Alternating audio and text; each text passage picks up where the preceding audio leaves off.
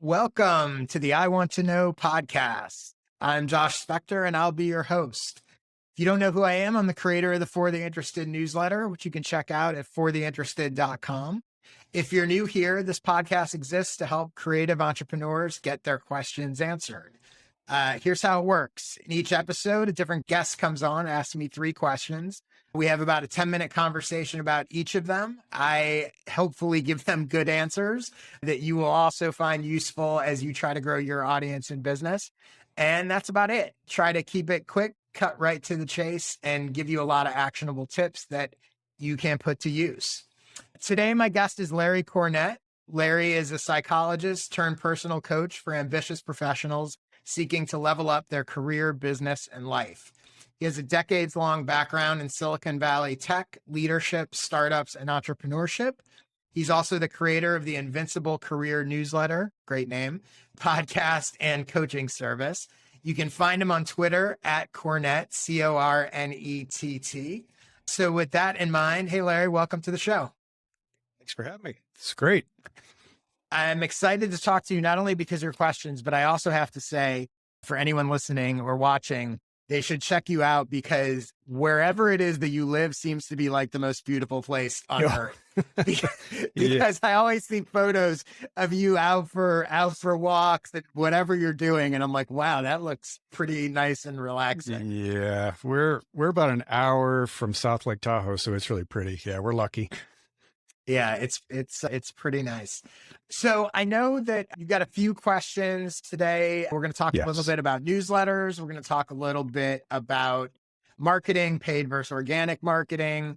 And then you're also going to get me to reveal some numbers about my own business and how I actually make money in this thing. So let's get started with the first question. What's the first thing you want to know? So the first thing I want to know, which is kind of a strange question, but how do I persuade people to subscribe to my newsletter who can also read the same content online? Because I use Substack, and ConvertKit does this too, where it creates a nice archive of your newsletter online. So it's kind of like a blog. And so all that content's online. Obviously, I use social media and LinkedIn to promote it, saying, hey, go check out my most recent newsletter article. And then people do, but then they don't bother subscribing to the email because they can always read it online. So I've been struggling with this. So I want to know, how do I convince people, yeah, you should subscribe to the email too? Sure. First, I'll say, what's the saying? There are no strange questions, only strange people. Yes. So something like that. So yeah, so this is a common question. And also for reference, for my newsletter, I'm not on Substack, but I also publish all of the issues on my website. Mm-hmm. I actually highly recommend that people do that for a lot of reasons. Number one, I think it's a great reference point. Number two, for people who are new to you to be able to go back and look at them. The other thing is, depending how you do it, it can get you traffic through SEO and other stuff. Right. And also people are more likely to share it. They're more likely to share from a website than they are forward an email in their inbox. Obviously, there's no way for them to actually post that on social anyway. So I'll start with that because I think there are some people who are not sure if they should only be putting it in people's inbox. Mm-hmm. So I think you're doing the right thing there. Let me ask you a question. You as a newsletter reader and consumer, are there newsletters that you don't subscribe to, but read regularly on their website? Yeah, there probably are. I would say because Substack has created that reader experience, and they made it a lot easier with an app that they've recently developed. And so there are some that, I know that they put out good content. In my inbox as a newsletter writer, I subscribe to so many things. So it's like, stuff gets lost in my inbox. So it's like, sometimes I don't even bother subscribing because I'll just go to my Substack inbox and read there. So there are a few. Do you go there sporadically, or you go when you happen to see that they shared something, or you're sort of Substack reader? So you're Substack reader, you're not subscribed to it. You're just seeing it in the Substack reader. Yeah. They'll show it in the list, and then you can also see it recommended. Gotcha. And I do follow, we all kind of follow each other on social media too. So they'll say, oh, I just wrote this article about this. And I'll go check it out. And so your concern is that you're going to have subscribers that do what you do. That's like, basically, that makes sense. So let me ask you another question. Do you have newsletters that you love that you don't subscribe to? I'd say there's a few. And mainly because they're really long form. Mhm. So it's kind of funny. It's like they're more like long articles, almost like the Atlantic. These really Right. long articles. But Trying do to you consume love, those in my inbox doesn't work. gotcha. So that's, but so but you don't feel, clearly you haven't subscribed to them. So on some level, you're not worried about missing something great. You feel like you're still going to see it. I think so because I know Okay. it's all there. And so I'll go and I'll look at their archive and I'll be like, oh, that looks interesting. And I treat it like I treat Medium. Right. Which is, go and scan and go, oh, that looks interesting. I'll go read it. Yeah. So I would argue that in most cases, the Substack reader is a little bit of a different scenario because maybe you feel like you're sort of subscribed. You're not subscribed maybe by email, but you're sort of subscribed. Right. Like following. You're following them. You're seeing it in your feed, whatever. But I would argue that in most cases, if people love a newsletter, find it really valuable, they don't want to miss whatever that person is sharing next, they're going to subscribe. I think that the idea that someone, in most cases, the idea that someone is going to not subscribe and just, oh, I'll see it if I happen to see it or check it out when I check it out, to me, it's an indication that they don't love it, they like it. Or it's not a must. Yeah. It's not, maybe a better way to put it is, it's not a must read. It's I like that. Yeah. And so I think part of the question here is just sort of reframing in your own mind, like to me, I said, so your real question is, how do I make people not want to miss it? How do I make my that's a good, How do I make my newsletter a must read? It's weird to say you want them to be afraid, but you want them to say like, I want to make sure I don't miss anything that Larry says, right? How do you go from, I like his stuff, it's good, I follow him, I'll see it if I see it, to I want to make sure I don't miss that. And if you think about, even with stuff that you are subscribed to, because I'm like you, I'm subscribed to a ton of newsletters. If you think about your decision-making within your inbox, I have tons of newsletters that I don't open or that I open sporadically. That's true. But there are probably some that even within your inbox, you're like, when I see that one, I almost always open it. Right. So one of the things that I think people don't think about a lot when it comes to newsletters is they think that it's almost binary, right? That it's like, I want to get someone to subscribe or not. But I actually think that getting people to subscribe, what you're really trying to do is I want to be one of people's top 3 or 5, 10 at most, but even that is high, right? I want to be one of their favorite newsletters, not just one of the many that they subscribe to. I want to be one of the ones that they're afraid to miss, that they're going to open. So I would look at it from that standpoint, because it's not just that they subscribe to you. Ultimately, you're trying to be that important, or that I don't want to miss Larry's stuff. Versus the other of worrying about people. Because I would argue that in most cases, not all, but in most cases, if someone's like, I don't need to subscribe, I follow Larry on social and I'll see it if I see it, I would argue that the actual issue is they're not connected enough to the newsletter, right? Or that they don't love it enough. They just sort of like it. And again, I think it's really helpful to always think about this from yourself as a user and think about, what are the ones that I feel like I had to give them my email address? And what are the ones that I felt like I didn't? And why? And of the ones that I've given my email address, what is it about those that I feel like I have to open them or always open them all the time? So I think by studying your own behavior, that might help you a little bit figure out how to kind of approach it. The other thing I would say is, two things here. So one is, most people aren't really paying attention in general. So you're aware, you're looking at it.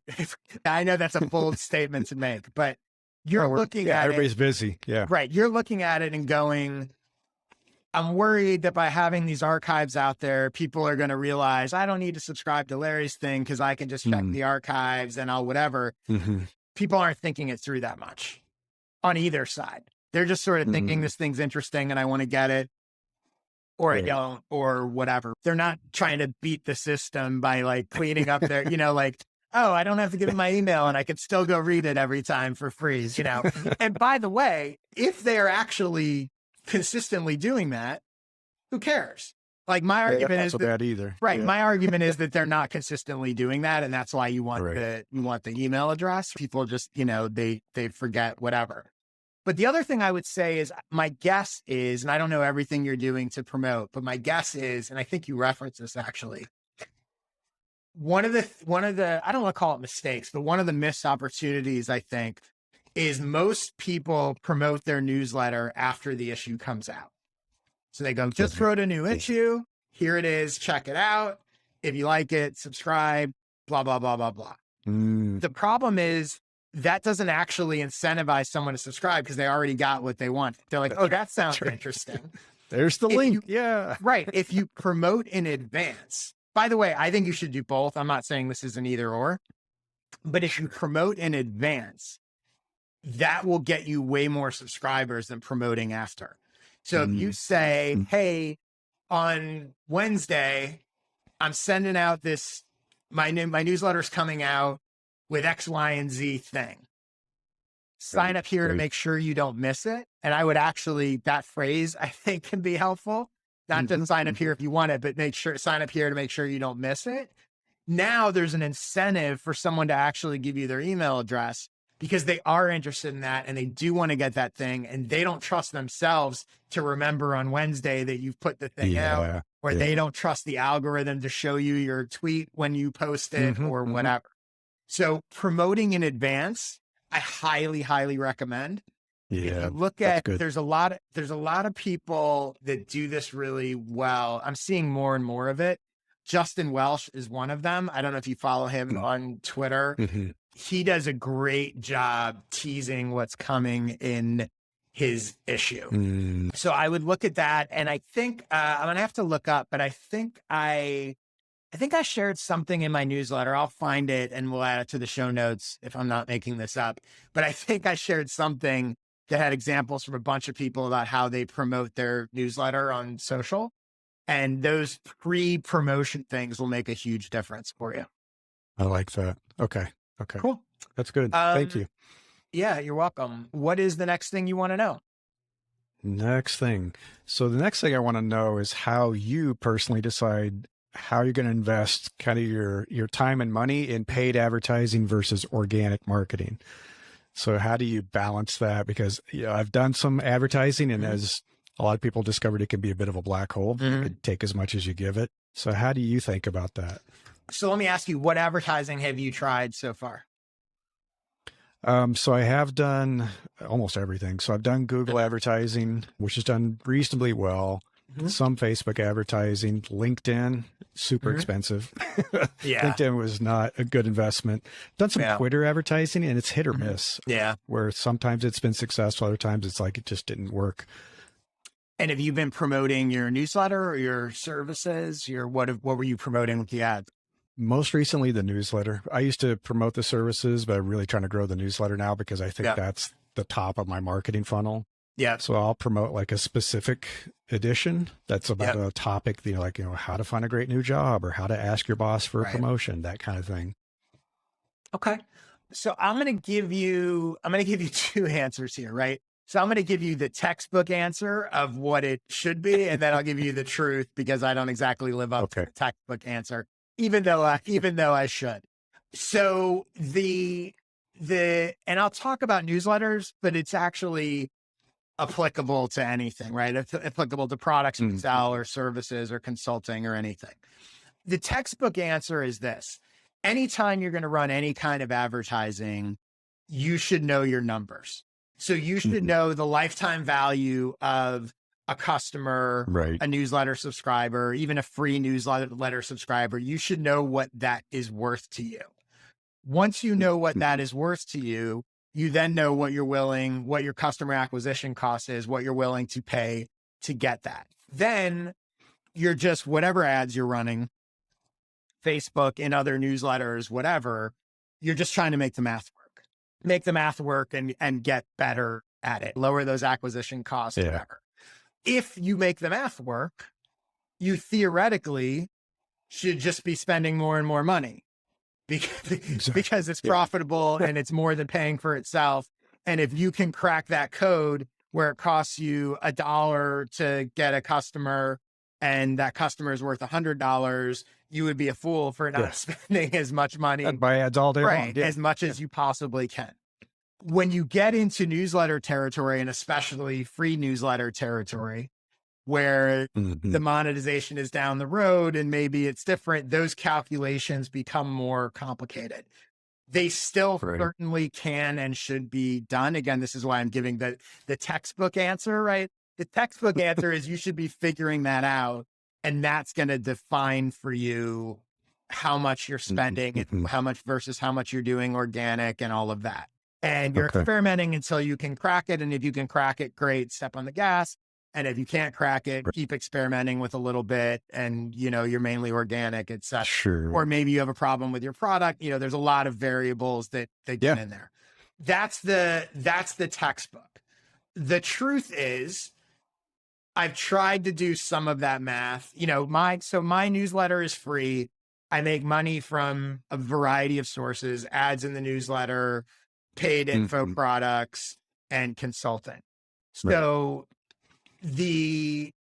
I've sort of at a very basic level totaled that up. And it fluctuates, right? Some months are better than others and whatever. So, but I've kind of ballparked that to sort of go, all right, well, roughly this much for a subscriber makes sense for me to a point that I feel like I can justify it.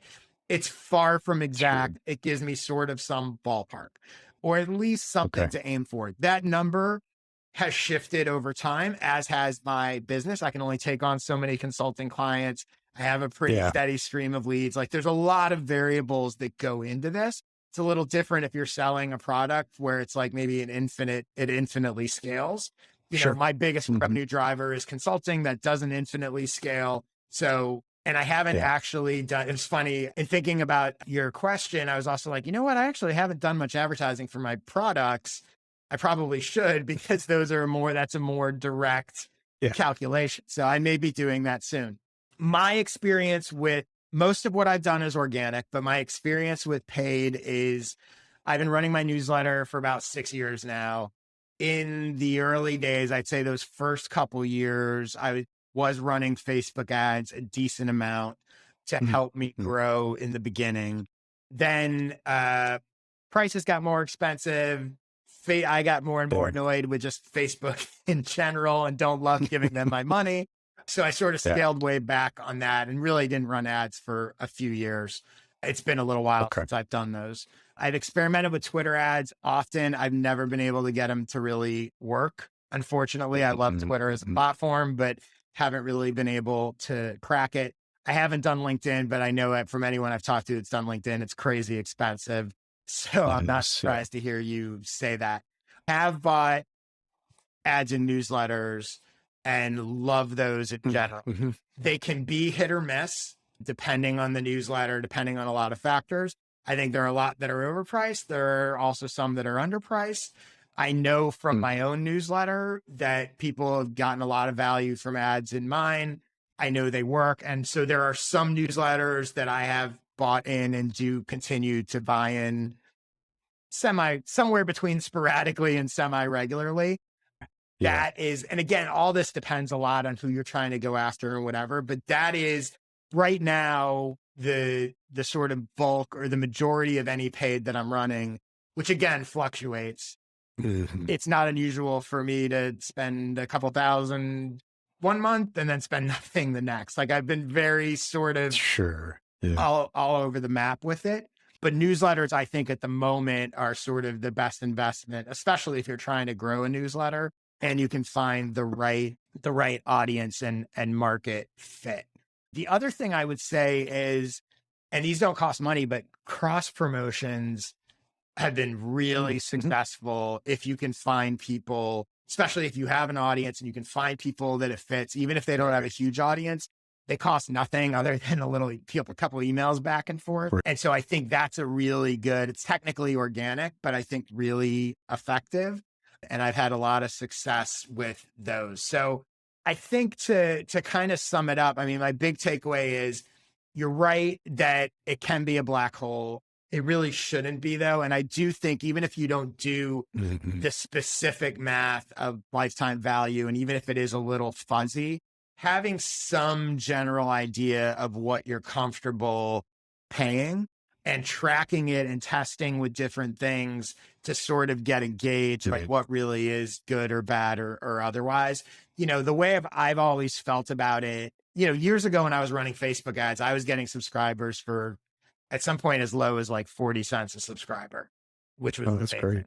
Those days I think are long gone, right? So, you know, now I feel like if I can get subscribers for $2 a subscriber or less, I feel pretty good about it. Like that's my sort of rough gauge. But again, it varies. Okay. So, but I think for you and everyone's business is different. Like coming up with some general number that allows you to gauge, was this worth it or not? Because otherwise, if you don't have any hint of what you're looking for, that's when it really becomes a black hole. And you're like, I don't know whether I should do more or less or what. So even if you're wrong, picking a target number and going, this is what I'm aiming for, gives you a start. Got it. Cool. So what is the third thing you want to know? All right. So you kind of spoke a little to it, but I want to know how you've defined your revenue mix of the consulting that you do, obviously the advertising, your newsletter, you have digital downloads, you know, kind of the mix of active versus passive income streams, that sort of. So let me start with, I don't believe there's any such thing as passive income. So I've found that out. I hate that phrase and I don't think about it that way. It's funny. I say all the time, it takes a lot of activity to generate passive income. So I don't think about it like that. I do have multiple revenue streams. And the way that I have thought about it is consulting revenue and non-consulting revenue. And what that really means for me, and I think this is actually even more applicable for people who may not do consulting or whatever services. You can think about it as services and products, but really to me, it's scalable versus non-scalable. So for me, my consulting revenue is I call it non-scalable because I can only take on so many clients. I can only charge so much. There's a ceiling, right? So it can scale to a certain point, but ultimately it can't scale infinitely. What I consider scalable revenue is the non-consulting stuff. So it's a product, it's ads in my newsletters.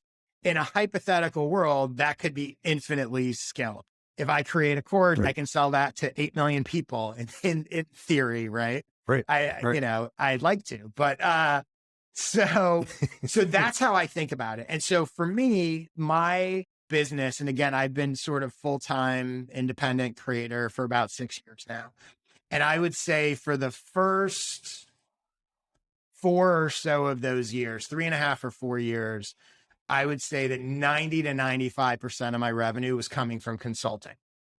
And 5 to 10% was coming from info products or other stuff. So 90% was what I would consider non-scalable. And it was going well and I was having success, but I was starting to see I can only do so much of this, right? And that if I really want to sort of go bigger, quote unquote bigger, both in terms of helping more people, earning more revenue, I was going to have to build out the sort of scalable side. So I would say about 2.5 years ago, I made it a real priority to grow that and figure out. That's when I introduced ads in my newsletter. That's when I started dabbling more with info products and subscription products. And that has evolved over it's not like you just say, all right, let's do that. The first thing works. Like there have been changes and evolutions, but it has been a very deliberate shift to try to balance that out. So now I would say it varies a bit month to month, but in general, I'd say I'm about 65% consulting revenue and 35% non-consulting revenue or scalable revenue. That's good. Which has been fantastic. And the other thing that has happened is on the consulting side, it has allowed me to work with fewer clients It has allowed me to charge higher rates. So not only has it helped from a sort of balance standpoint, it's actually made the consulting side, quote unquote, better. I can be more selective. I can charge more That's money interesting. Yeah. because I have this other revenue stream that's allowing me to sort of be pickier on that other side. So I strongly recommend it for lots of people, even if you want to sort of just be on the services consulting side. Having those other revenue streams can help make that, help you, give you more freedom to do it the way you want to do it. So I thought to answer this question, I'd sort of, with that background, run you through a few things and a few numbers here. I know everyone loves to hear the numbers and hear how it works, right? So a couple things. So first of all, on the consulting side, the majority of my consulting is one-off short-term projects, not ongoing retainer month to month. I have a couple of those, but for the most part, it's either one-off clarity calls or 4 to 6 week engagements, typically. A lot of people would do it differently. That's how I've sort of chosen to do it. On the product side, there's basically really two, well, I'll say three, but there's two that are driving the majority of my non-consulting revenue. So one is, and not in any particular order, but one is ads in my newsletter, which went from no ads for 4 years of writing a newsletter to now having ads. Currently charge $200 an ad and sell out basically 5 a week. That price is going to go up soon. So that has turned into a solid revenue stream out of nowhere and completely scalable because there's really no additional work beyond, me writing the newsletter. And then the other is my paid info product called Skill Sessions, which are 1 hour video workshops once every 2 months on a specific topic. Those are available both as an annual subscription for $150 a year or as for individual purchase. So you can buy one session for $50 or for $150, you get 6 a year plus whatever's in the archive. So it's a pretty good deal. Speaking of which, if anyone's hearing this and wants to check it out, you can go to joshspector.com/sessions to learn more about those. Then I have a newsletter accelerator course, which I created a year or two ago. Well, actually, I created it a few years ago and I updated it a year or so ago. I don't do much to actively promote that now, but it is available on an ongoing basis. So that brings in some money, but that's sort of a distant third. So to give you an idea, also the amount I earn from these can definitely fluctuate month to month. So for example, ads in my newsletter, I had 6 times more sales in February than I did this month because but what happens is people book way out in advance. So at a certain point, you get so far out in advance that the sales slow down, and then you have a spike. Because like if someone were to buy now, they're not going to get it for a couple months, a few months or whatever. So that fluctuates, and as does my promotion of it, because I'm sold out regularly and far in advance. I don't promote it that much, and then once in a while, when I want to give it a boost, I promote it, and it jumps. So it's steady income, but it fluctuates in terms of when those purchases are happening. The same thing with my skill sessions. So besides new subscriptions, I have people who renew, right? The annual subscription. So some months there are more renewals than others, just because more people subscribed that month a year ago than whatever. So that can fluctuate as well, right? So last month I had 2 times more renewals than this month. But that's not based on a percentage, just based on more people subscribed last June than subscribed last July. So these numbers are steady, but they'll fluctuate. So to give you an idea last month of how it all broke down, so 67% of my revenue came from consulting, 33% from products and subscriptions. Of the products and subscription revenue, 25% of it was new skill session subscribers. 21% was individual purchases of skill sessions. So this is huge. A lot of people that sell subscription content products don't make those products available individually. And I think they're leaving a lot of money on the table. Clearly. Yeah. And also those individual purchases a lot of times turn into, when someone buys one of my individual ones, I then send them an offer and say, hey, I'll refund it if you want to upgrade to the full subscription. So the individual purchases also lead to full subscriptions. 20% of the product revenue came from my newsletter ads. 20% came from renewals of the skill session subscribers. So again, this is compounding effect, right? So next year, Right. hopefully I should have even more renewals because I have 3 years worth of renewals. That's right. And then 10% came from newsletter course sales. Again, I don't do much to promote it, but it's there and people find it. So the three kind of big takeaways for this. One is, I recommend that you monetize your product and your expertise in multiple ways.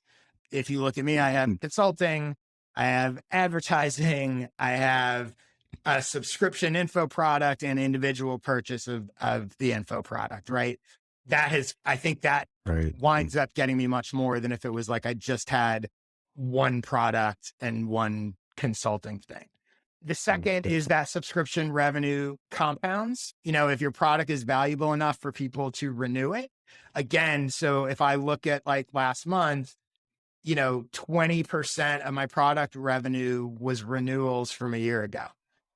So that is a big deal. And as I look forward, actually from the past 2 years.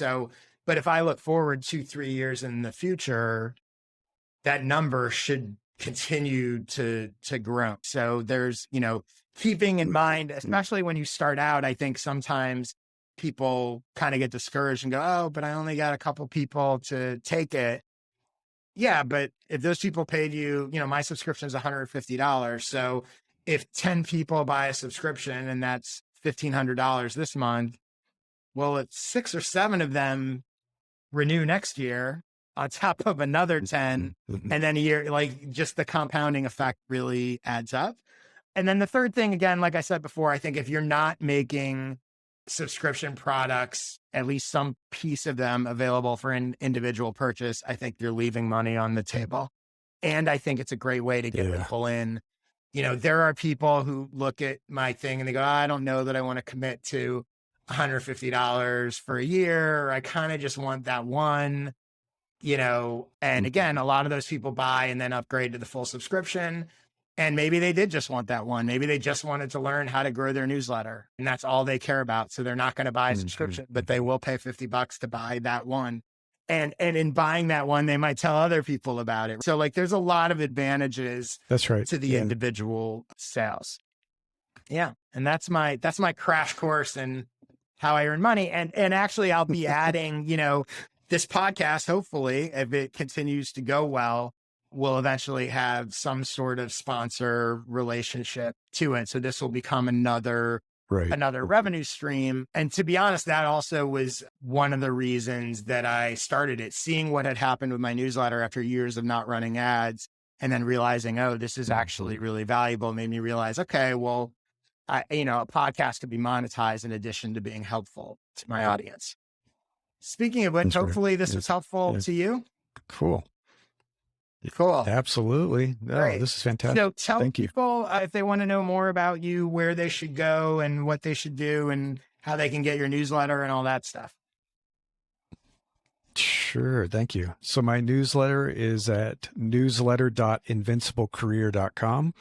That's where you can read more about how to grow your career, get a better job, get promoted, all that good stuff.